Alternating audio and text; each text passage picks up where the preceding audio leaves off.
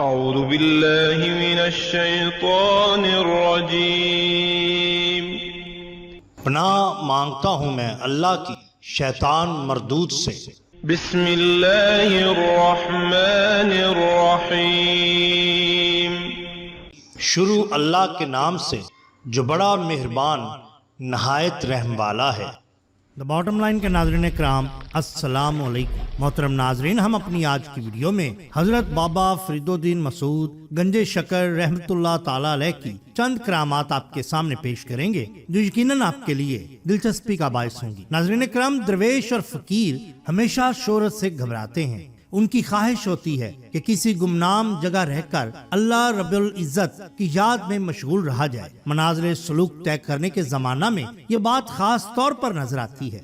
درویش تھوڑے تھوڑے عرصے بعد اپنی جائے قیام تبدیل کرتے رہتے ہیں تاکہ شہرت نہ ہو اور مخلوق کی آمد و رفت کی زیادتی ان کی معمولات میں رکاوٹ نہ بنے۔ البتہ تکمیل کے بعد جس مقام کی ہدایت کے لیے اللہ تعالیٰ ان کو حکم دیتے ہیں وہ وہیں مقیم ہو جاتے ہیں۔ بالکل اسی طرح حضور بابا فرید الدین مسعود گنج شکر رحمت اللہ تعالیٰ علیہ جب ہانسی میں قیام پذیر ہوئے تو وہاں ہجوم ہونے لگا۔ آپ وہاں سے قصبہ کوتھوال تشریف لے گئے جو آپ کا آبائی وطن تھا۔ کچھ عرصہ کوتھوال میں گوشہ نشین رہے۔ چونکہ یہ جگہ ملتان سے قریب تھی وہاں بھی آپ چھپ نہ سکے۔ لوگوں کی بکثرت آمد و رفت سے آپ کا وقت خراب ہوتا تھا، اس لیے آپ رحمت اللہ تعالی علیہ نے چاہا کہ لاہور تشریف لے جائیں، مگر ان دنوں مغلوں نے لوٹ مار کر کے لاہور کو ویران کر دیا تھا۔ غرضے کے آخری عمر آپ رحمت اللہ تعالی علیہ نے اجودن یعنی پاک پتن شریف میں گزاری۔ ہانسی سے روانگی کے وقت جب آپ نے تقریباً 100 کوس کا سفر طے کیا تو آپ ایک دن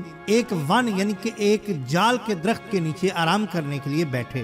آپ بہت تھک چکے تھے۔ آپ نے اپنی گدڑی مبارک اتار کر رکھ دی اور اسے کہنے لگے، اے گدڑی، تو بھی ایک بوجھ بنی ہوئی ہے، لگتا ہے تو بھی مجھے یاد الہی سے دور کرتی ہے۔ لیکن دوسرے ہی لمحے گدڑی سے یہ آواز آئی کہ لوگ تجھے میری وجہ سے ہی درویش سمجھتے ہیں، اگر میں نہ ہوتی تو کوئی بھی تجھے درویش نہ سمجھتا۔ حضرت بابا فرید الدین مسعود گنج شکر رحمت اللہ تعالی علیہ نے جب یہ سنا تو فرمایا، اے گدڑی، تو نے تکبر اور غرور کیا، اسی جگہ پڑی رہ تاکہ تجھے سزا ملے۔ اور حضرت بابا فرید الدین مسعود گنج شکر رحمت اللہ تعالی علیہ وہاں سے چل پڑے۔ تھوڑی دیر بعد وہاں کے ذمہ داروں کے لڑکوں نے اس گدڑی کو دیکھا تو پھاڑ پھاڑ کر ادھر ادھر پھینک دیا۔ کئی صدیاں بیت چکی ہیں ناظرین کرام، اس گدڑی کی یاد تازہ ہے اور آج بھی اس مقام کو جہاں حضور بابا فرید الدین مسعود گنج شکر رحمت اللہ تعالی علیہ نے اپنی وہ گدڑی اتاری تھی، اس مقام کو لیر مال کہتے ہیں، یعنی چیتڑوں والی جگہ۔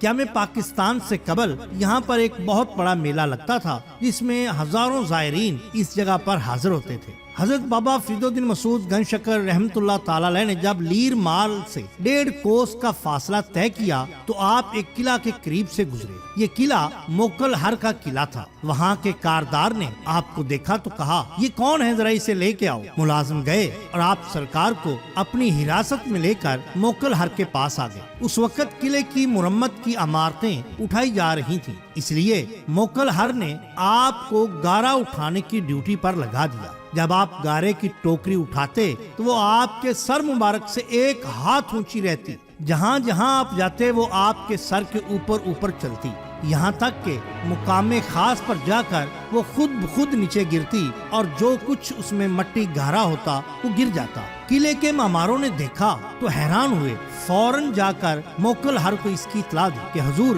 اس طرح جو نیا آدمی پکڑا گیا ہے وہ گارے کی ٹوکری اٹھاتا بھی نہیں اور گارے کی ٹوکری اس کے سر پر مقام خاص تک پہنچ جاتی ہے۔ ہر طرف یہ بات مشہور ہو گئی۔ قلعے کے معمار نے جب تیسری بار یہی واقعہ دیکھا تو فوراً معافی کا خواستگار ہوا اور آپ کو انتہائی عزت و احترام کے ساتھ ایک بلند مقام پر بٹھا دیا۔ راجہ موکل ہر کو اس کی اطلاع دی گئی۔ وہ فوراً قدم بوسی کے لیے حاضر ہوا اور نہایت ادب سے معافی مانگی۔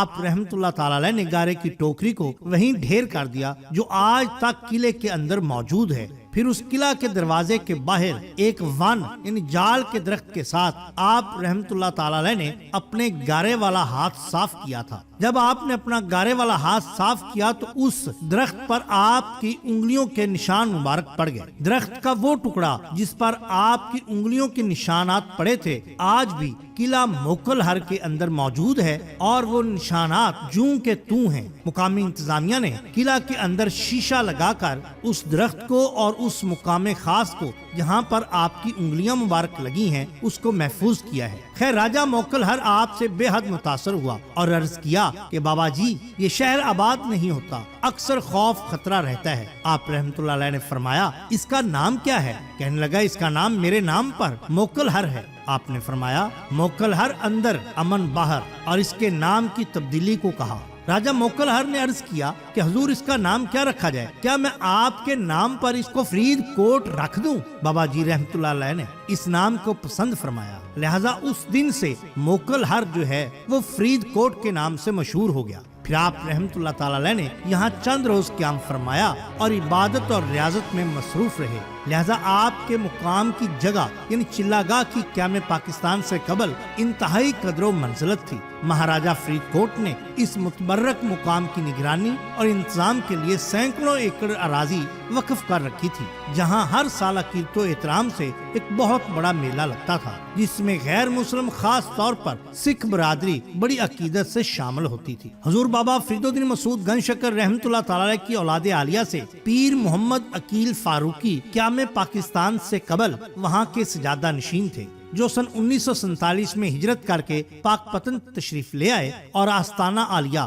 حضور بابا فرید الدین مسعود گنج شکر رحمت اللہ تعالی علیہ کی سیڑھیوں کے پہلو میں رہائش پذیر تھے۔ ناظرین کرام، اگر آپ کو ہماری یہ ویڈیو پسند آئی ہو تو لائک کیجئے، سبسکرائب کیجئے ہمارے چینل دا باٹم لائن کو، تاکہ ہم آپ کے لیے اور بھی بہترین ویڈیوز لا سکیں۔ اپنے دوستوں کا، گرد و نواح کے لوگوں کا بہت خیال رکھیے۔ اللہ اور اللہ کے رسول صلی اللہ علیہ وآلہ وسلم سے بے حد محبت کیجئے۔ آپ کا بہت شکریہ۔ اللہ حافظ۔